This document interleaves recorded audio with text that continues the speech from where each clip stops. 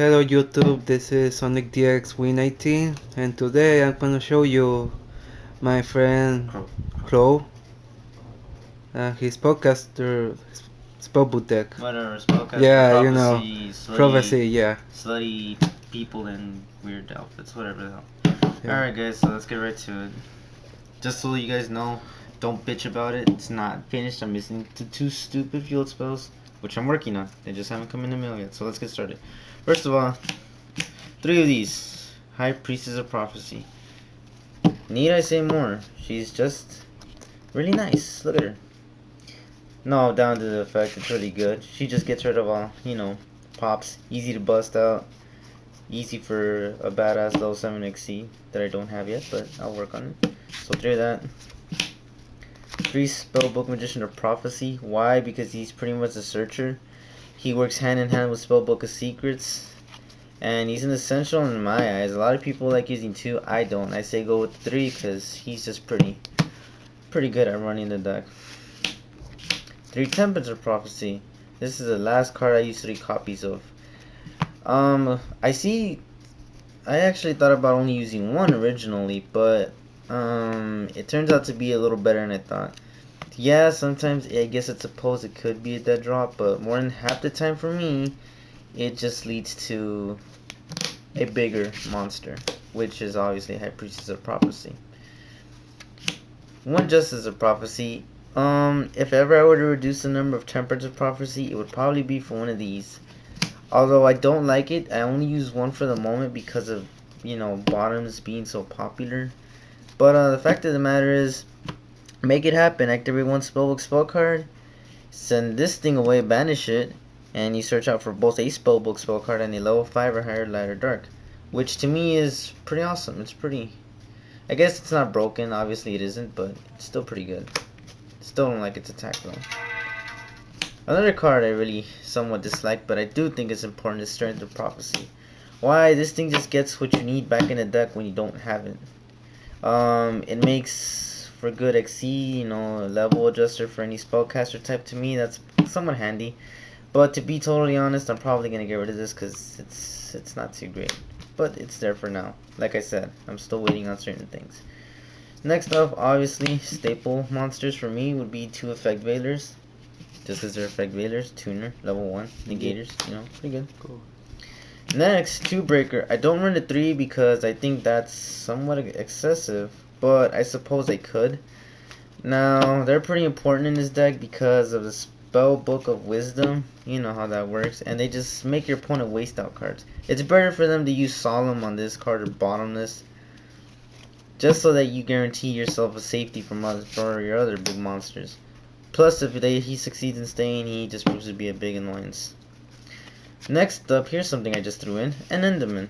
Why? Because there's going to be times where you happen to have, they got rid of your High Priestess and you have nothing else in the deck. Well, this is 1 good card to take its place in my eyes. I see some people do Dark Magician. Now, don't get me wrong, I'm a big fan of that, but, this guy's an effect and he's a little stronger, so he wins the whole deal in my eyes. I don't even know why I said Dark Magician. Anyway, next up, Trek. Need I say more? He's just godly in his own way. Horus. Need I say more? He's also godly. I'm not even gonna get into that. They're just pretty awesome. Yeah. Next for the spells. Alright, so the spells is probably what I have most of in this deck. And they're pretty important, I'd say. So we got 3 Spellbook of Secrets. Really good. You can search out for practically any. This is what I like about it. You can search out the Magician this way. And to me, that's a big plus if you want to just run the deck down early on. Or if you want to ensure safety by getting your Wisdom, or you want to, go for Strength with the Spellbook of Power. It really doesn't matter. But all in all, this card is the best searcher in the deck. The most important spell card in my eyes. Without it, the deck isn't going to do much. Then we have 3 Spellbook of Wisdom. Originally I only wanted to run 2, but I just see how good this card is and how awesome it screws up other decks. Especially when they're trying to bottomless, the important monsters. But that's not all. For me, I also use it to save them from stuff like Dark Hole when I set it face down and whatnot. Plus, like I said, since I run that Strength of Prophecy, I think that's what it's called. Yeah, I'm pretty sure. you can easily recycle these back into the deck, or you can just, you know, use them in the graveyard for High Priestess. Pretty good. 2 spellbook of power. I only do 2 because I only see 2 as necessary. And obviously it's another important card, just I don't see it as big of a card as Secrets or Wisdom, because this one you must actually succeed in attacking a monster for the effect to apply. But it gives a monster 1000. Helps you search. Not bad. 1 spellbook of life. I have to say, a lot of people run 2, but I only go with 1 simply because it can really be a dead draw if you don't have what you need at the time being. Here's a card I like, Star Hall. Okay, I practically see this not being used too often, where I'm from anyway. But I do like it. It helps them boost up a bit, and if they happen to MST it or Heavy Storm it, while it has some counters, you can get a plus out of that. Even having 1 counter can get you, what, I believe, a Veiler? I think that's how it works. Pardon me if I'm wrong. Spellbook of Eternity. That's just insurance policy when you don't have what's going right for you. Helps you out there. So, fuck everybody. 2 power dualities, just to make sure you get a good start. If you don't, or if you're late in the game and you want to pull up for something amazing to shield you out, that's the way to go. And then we got the 3 very most popular spell card staples: Dark Hole, Heavy Storm, Monster Reborn. Blah blah blah, boring stuff. Shut up, Ramon. Anyway, okay, so here's where I'm a little puzzled.